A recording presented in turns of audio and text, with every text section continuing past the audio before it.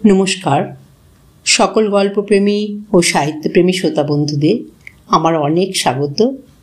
আমার আজকের নিবেদন শ্রদ্ধেয়া আশাপূর্ণা দেবী রচিত একটি ছোট গল্প, এক কাঁটা সোজা এক কাঁটা উল্টো। শুরু করছি এক কাঁটা সোজা এক কাঁটা উল্টো। হ্যাঁচকা টান মেরে গলা থেকে মুক্তোর কণ্ঠিটা খুলে ফেলল বিপাশা। হাত থেকে টান মেরে মেরে খুলল মুক্তোর চুড়ি, জড়োয়া বালা। প্রায় আছড়ে আছড়ে ছুঁড়ে ফেলার মতো করে রেখে দিল জোড়াখাটের পাতা বিছানাটার উপর। যেন মুক্তোগুলো গাঁথনি থেকে ছিঁড়ে ছড়িয়ে পড়ে গেলেও কিছু এসে যাবে না বিপাশার। দামি পাথরগুলো সেট থেকে খসে হারিয়ে গেলেও না, ওগুলো থেকে মুক্ত হওয়াই উদ্দেশ্য শুধু। মুক্ত হওয়ার সঙ্গে সঙ্গেই যে হাত দুখানা বিধবার মতো খালি হয়ে গেল। তাড়াতাড়ি যে ড্রয়ার থেকে খুলে রাখা সোনার চুড়িগুলো পরবার কথা মনে আনলো না সে কথা। পরনের দামি বেনারসিখানাও নির্মম অবহেলায় খুলে ফেলে খাটের বাজুর উপর রাখলো অগোছালো করে। মাটিতে লুটোতে লাগলো খানিকটা, চেয়ে দেখল না। ব্রোকেটের ব্লাউজটাকে গা থেকে হিঁচড়ে খুলে ফেলে দিয়ে একখানা সুতি শাড়ি জড়িয়ে জানালার ধারে পাতা সোপাটায় বসে হাঁপাতে থাকলো। গোড়া থেকেই হাঁপাচ্ছিল, মাত্রাটা বাড়ল। মনে হচ্ছে হৃৎপিণ্ডটা ফেটে যাচ্ছে। শুয়ে পড়বার জন্যে সমস্ত স্নায়ুচিরা যেন আকুল প্রার্থনা জানাচ্ছে বিপাশার কাছে। কিন্তু বিপাশা ওদের প্রার্থনায় কর্ণপাত করবে না, শুয়ে পড়বে না। শুয়ে পড়লেই যেন খেলে হয়ে যাবে, যেন অসহায়তাটা ধরা পড়বে। তাছাড়া ডানলোপিলোর গদি পাতা শৌখিন বেড কভারে ঢাকা ওই রাজকীয় বিছানাটার দিকে তাকাতেও প্রবৃত্তি হচ্ছে না। ওইটাই তো বিপাশার পরাভবের চিহ্ন, ওইটাই তো বিপাশার জীবনের গ্লানির আর বঞ্চনার স্বাক্ষর। বহুবার বহু কলঙ্কিত ঘটনাকে উপলক্ষ করে ওই জোড়া খাটের বিছানাকে ত্যাগ করবার প্রতিজ্ঞা করেছে বিপাশা। বারে বারে ভাঙতে হয়েছে শশাঙ্কর নির্লজ্জ কাকুতিতে, মমতার বশেই বলা যায়। কিন্তু বিপাশার জন্যে কোথাও কোনোখানে সঞ্চিত নেই মমতার ঘট। বিপাশার ইচ্ছেকে সম্মান দেবার অথবা প্রাধান্য দেবার বিন্দুমাত্র দায় নেই কারো। ঘরের মাঝখানে জোড়া খাটে মাঠের মতো বিছানা বিপাশার দুচক্ষের বিষ। বহুবার বলেছে শশাঙ্ককে, যাচ্ছে তাই। ও দৃশ্য একটা শোবার ঘরে কেউ এসে বসলে লজ্জা করে। সভ্যতার বালাই মাত্র নেই। দু দেয়ালে দুখানা খাট থাকবে তা নয়, অসহ্য। চাকরদের দিয়ে সরাবার প্রস্তাব করে, শশাঙ্ক হাঁ করে বাধা দেয়, বলে আমারও অসহ্য। স্বামী স্ত্রীর ঘরে ওই দু দেওয়ালের দৃশ্যটা দেখলেই মনে হয় মাঝখানে ওই ফাঁকা জমিটার মতো বুকটাও ওদের ফাঁকা হয়ে গেছে, যেন দুজনের হৃদয়ের মাঝখানে অমনি শূন্যতার ব্যবধান। কেবল লম্বা চওড়া কথা, যেন কত প্রেমময় স্বামী, নির্লজ্জ মিথ্যাবাদী, ঠক জোচ্চোর। আজ তার ঠকানি শেষ করছে বিপাশা। নিশ্চয় সে শেষ করার দৃশ্যটা কল্পনা করতে লাগলো। আজ আর উত্তেজিত হবে না বিপাশা। শান্ত স্থিরভাবে বুঝিয়ে দেবে শশাঙ্ককে একটা অবাস্তব অবস্থাকে চিরদিন টিকিয়ে রাখা যায় না। অতএব আরোপিত একটা সম্পর্কের শৃঙ্খল শেষ হোক। অনেকবারই বলেছে, শশাঙ্কই বলিয়েছে, তবু বিপাশা আবার একটা মধুর মিথ্যার ছলনার কাছে আত্মসমর্পণ করেছে। পরম অবিশ্বাসী একটা ইতর ছোট লোককে আবার বিশ্বাস করেছে। ভয়ঙ্কর অপমানের জ্বালাটাকে বাতাসে উড়ে আসা ধুলোর মতো গা থেকে ঝেড়ে ফেলতে চেষ্টা করেছে। শেষ হোক তার, শেষ হোক। তার দোষ বিপাশারও। অনমনীয় হবার ক্ষমতা তার নেই, তাই প্রশ্রয় পেয়েছে শশাঙ্ক। পেয়ে পেয়ে মাথায় চলেছে।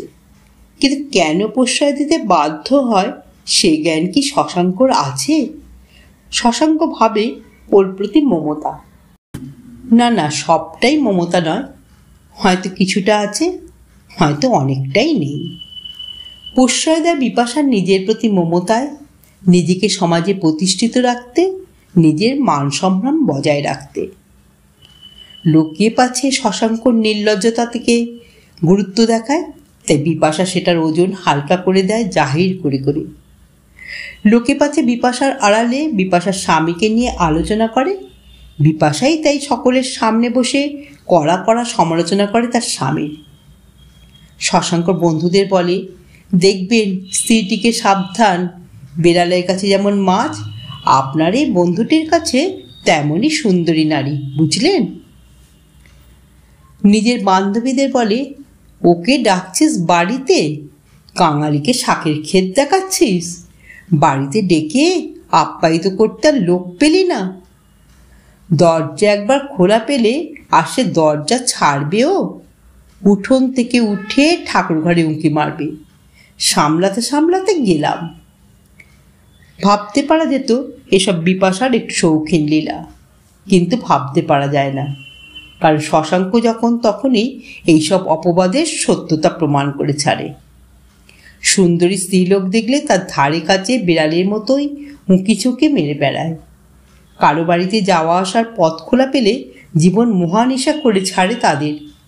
কেবল কেবল যাবে, গাদা গাদা উপহার দেবে, সিনেমা যাবার অফার করবে, মার্কেটিংয়ের সঙ্গী হবার জন্যে ঝুলিঝুলি করবে, গাড়িতে লিফট দেবার জন্যে ভদ্রতার ভান দেখাবে এবং শেষ অবধি একটা বেসামাল কাণ্ড ঘটিয়ে মান হারাবে, স্থান হারাবে।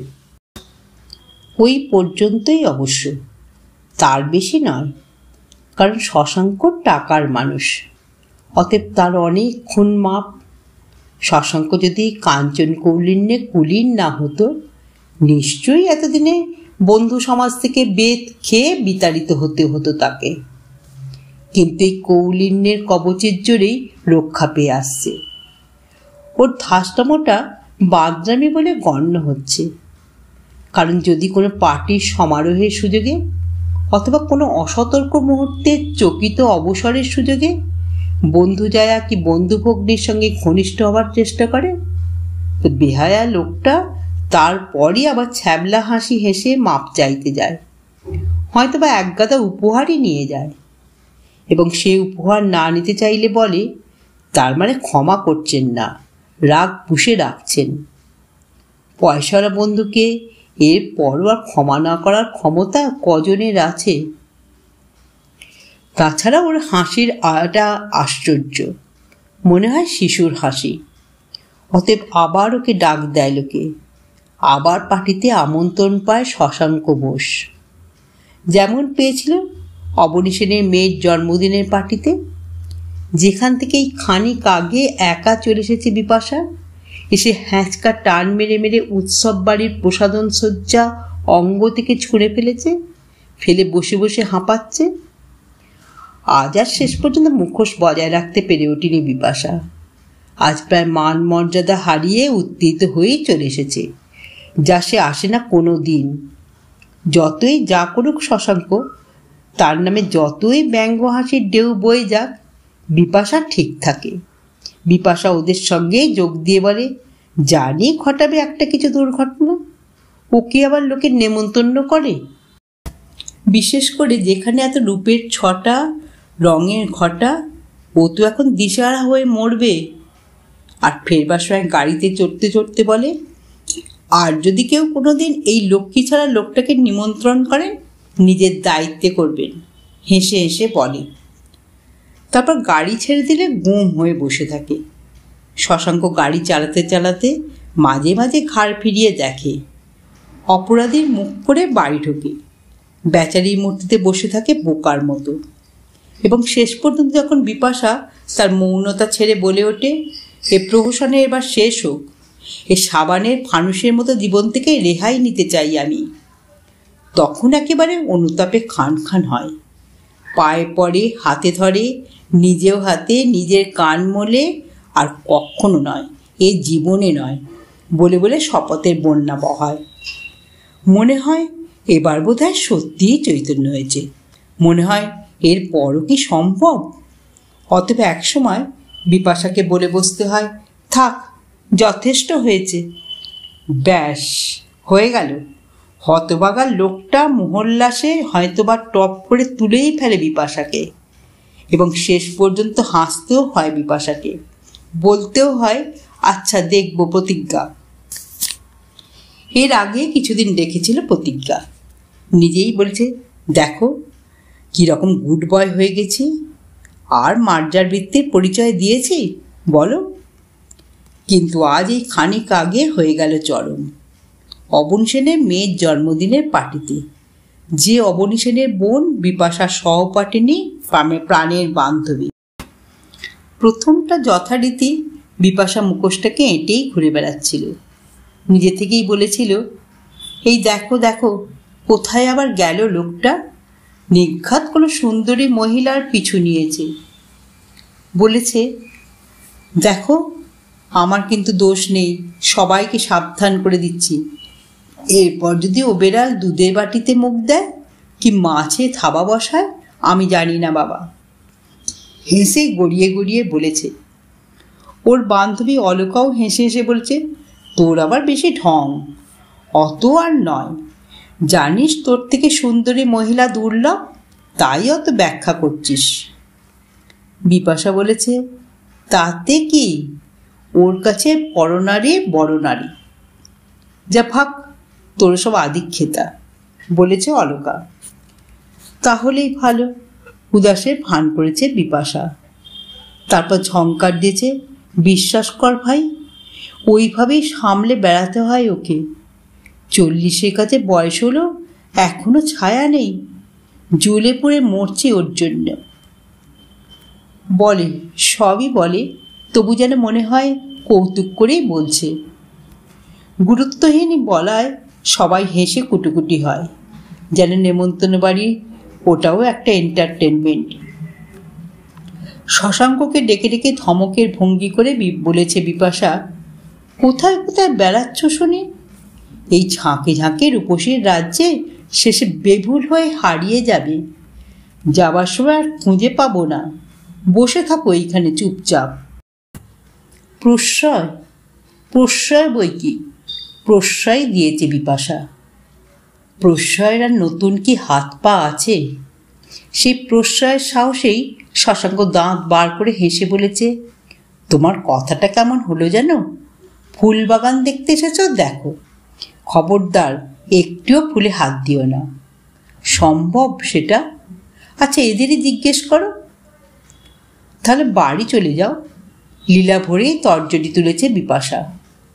পত্রপাঠ বিদায় হও এই ভদ্র সভা থেকে, তোমার জ্বালায় আমি একটু স্বস্তি করে খেতেও পাবো না। তা সেই ঠাট্টার কথাই সত্যি হলো। খেতেই বসেছিল বিপাশা, একটা ব্যাচের পর আর একটা ব্যাচের সঙ্গে। সহসা সেখানে একটা উত্তেজনার ঢেউ এসে আছড়ে পড়ল, তারপর চাপা গুঞ্জন, তারপর বিস্ময়, তিক্ত প্রশ্নে তীক্ষ্ণ হলো, এবং পরিচিত অপরিচিতদের ঘন ঘন দৃষ্টিপাত বিপাশার প্রতি। বিপাশা বুঝেছিল ঘটেছে একটা কিছু, তবু বিপাশা কালা বোবা এবং অন্ধের ভূমিকা নিয়ে এক মনে খাওয়া খাওয়া অভিনয় চালিয়ে যাচ্ছিল। কিন্তু শেষ রক্ষা হলো না, অলকা এসে ফেটে পড়ল।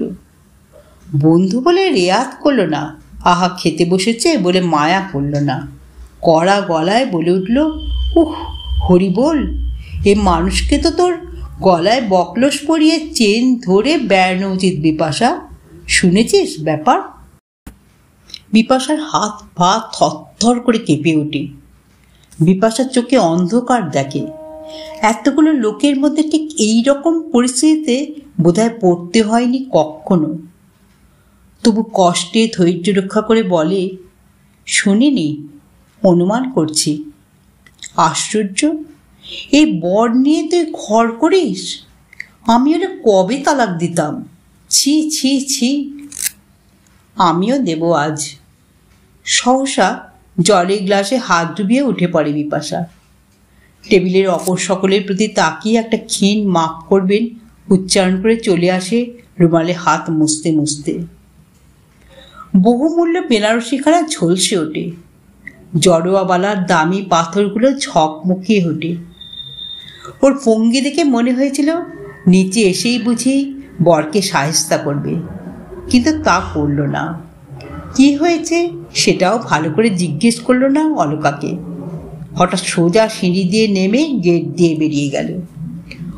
অনেকে তাকিয়ে দেখল, অনেকে অস্ফুট মন্তব্য করল, বুঝতে পারল না এ ব্যাপারটা কি হলো। গাড়ি কোথায় মহিলার? দূরে পার্ক করা আছে, নিজেই চালিয়ে যাবেন? কেলেঙ্কারিটা করলো কে? ওর স্বামী না? তাই রেগে টেগে বেরিয়ে যাচ্ছেন? খুব ড্রিঙ্ক করেছে বুঝি লোকটা? আরে আদৌ না, ড্রিঙ্ক করেই না। তবে সাদা চোখে সিঁড়ির মাঝখানে একটা পরস্ত্রীকে জড়িয়ে ধরল। চাবুক মারা উচিত রাস্কেলটাকে। কিন্তু মহিলাটি কি গাড়িতেই গেলেন না হেঁটে হেঁটে? বেচারি। তা এসব মন্তব্য অবশ্য বিপাশা শুনতে পায়নি। তবু বিপাশা সে সিঁড়ি দিয়ে নামতে নামতেই কার যেন অস্ফুট উক্তির মধ্যে থেকে জেনে নিয়েছিল ব্যাপার। সেই থেকে হাঁপ ধরেছে ওর। রাস্তা থেকে একটা ট্যাক্সি ধরে চলে এসেছে। এতক্ষণ এত কাজ করেছে, হাঁপ ধরা থামেনি, বরং বেড়েই চলেছে। বাড়ল, আরও বাড়ল। গেটে গাড়ির শব্দ হলো। গলার শব্দ শোনা গেল শশাঙ্ক। খুব সম্ভব দরোয়ানকে বিপাশার বিষয়ে প্রশ্ন করল। তারপর বোধ করি নিশ্চিন্ত হয়ে গাড়িতে তুলতে গেল। এবার লাফাতে লাফাতে আসবে, নাটকীয় ভঙ্গিতে ঘরে এসে ঢুকবে, কায়দা করে বলে উঠবে, কখন চলে এলে বলো তো? আশ্চর্য, বলে এলে না তো কিছু। তারপর বিপাশা কথা কইছে না দেখে বলে উঠবে, ওহ, শুনেছ বুঝি দুর্ঘটনা? খুব রগিয়ে গেছো কেমন? বাস্তবিক আমি দেখি ননসেন্স একটা। তারপর হয়তো একটু ঘুরপাক খেয়ে বলবে, মেয়েগুলোকেও বলিহারি, গায়ে একটু হাত ঠেকালেই যদি আমাদের সেই ঠাকুমাদের মতো জাত যায়, তো অমন মুন্ডু ঘোরানো পাহাড় দিয়ে লোকের হাতের কাছে আসিস কেন? নিজেকে যত পারবে বিজ্ঞাপিত করবে, অথচ আরে বাবা, ওই রং, ওই রূপ, ওই 6 ইঞ্চি ব্লাউজ, মাকড়সার জাল শাড়ি, ওসব দেখলে মাথা ঠিক রাখা যায়? লোকে যে কি করে ঠিক রাখতে পারে, আমি তো পারি না। মহিলাদের উচিত হচ্ছে এরকম পুরুষ অধ্যুষিত ছবাগড়িয়ে গায়ে একটা আলোয়ান জড়িয়ে আসা। নিজের দোষটাকে হাওয়া করে দিয়ে বলবে এইসব, বলবে এই রকমই বলে। বিপাশার মুখস্থ এসব কথা বলে আর দাঁত বার করে হাসে। অথচ আশ্চর্য, দাঁতগুলি ওর সবচেয়ে মনোহর। হাসি দেখলে মনে হয় দেবদূত হেসে উঠল। রূপ আছে, গুণ নেই। শরৎবাবু সেই লাইনটা মাঝে মাঝেই মনে পড়ে বিপাশার। যাক, আজ আর ওই হাসিতে ভুলছে না বিপাশা। পায়ের শব্দ হলো ঘরের বাইরে। ঠোঁটটা কামড়ালো বিপাশা, প্রস্তুত করলো নিজেকে। কিন্তু কই, পায়ের শব্দ অন্যদিকে ফিরে গেল যে। কান খাড়া করে রইল, অপেক্ষা করল। শব্দটা ফিরে এলো না, শুধু মাঝে মাঝে বাতাসে দরজার পর্দাটা দুলতে লাগলো। চাকর বাকরটা ঘুমিয়ে পড়েছে, বাড়ি নিঝুম হয়ে গেছে। গভীর রাত থেকে গভীরে রাত্রি গড়িয়ে পড়ছে, আর সেই গভীরতার বুক চিরে চিরে কোথা থেকে যেন কুকুরের ডাক উঠছে একটানা কদর্য কুৎসিত। বুকের সেই ভয়ঙ্কর ওঠা পাওয়াটা অনেকক্ষণ থেমে গেছে বিপাশার। বুকটা ক্রমশ হিম হিম হয়ে আসছে। কি হলো, কি করলো লোকটা? এটা তো চরিত্রের সঙ্গে খাপ খায় না। চক্ষু লজ্জার দায়ে অন্যত্ব শুয়ে পড়বে শশাঙ্ক? ডানলো পিলো ছাড়া তো ঘুমই হয় না বাবুর। তাছাড়া চক্ষু লজ্জার বালাই আছে ওর। বিপাশার প্রোগ্রামটাই ভেস্তে গেল। বিপাশা ভেবেছিল রাত্রির এই নির্জনতায় যখন চাকর বাকরদের কান উৎকর্ণ হয়ে থাকবে না, তখন শশাঙ্কর সঙ্গে খোলাখুলি কথায় এই ধিক্কৃত দাম্পত্য প্রহসনে জবনিকা টেনে দেবে। নিজের ব্যবস্থা নিজেই করে নেবে বিপাশা। খোরপোশ নিয়ে আরও ধিক্কৃত করবে না নিজেকে। বিচ্ছেদ তাও হয়তো করবে এক সময়, যদিও এখন কেলেঙ্কারির ভয়টাই চরম ভয় হয়ে উঠেছে। বলে ওদিকটা তাকাতে ইচ্ছে করছে না। কিন্তু এখন যে একটা সাংঘাতিক ভয় শরীর অসাড় করে দিচ্ছে। শশাঙ্ক এমন নিশ্চুপ, আর ধৈর্য ধরা যাচ্ছে না। হাত পা কাঁপছে। ঘরের দরজা খুলে একা এমন জেগে বসে থাকা বোধ করি বিপাশার এই প্রথম। গভীর রাতেতে বাড়িটা যেমন ছমছমে হয়ে ওঠে তা কোনো দিন জানা ছিল না বিপাশার। দরজার বাইরে বেরোতে গায়ে কাঁটা দিচ্ছে, তবু আর পারল না, উঠে পড়ল।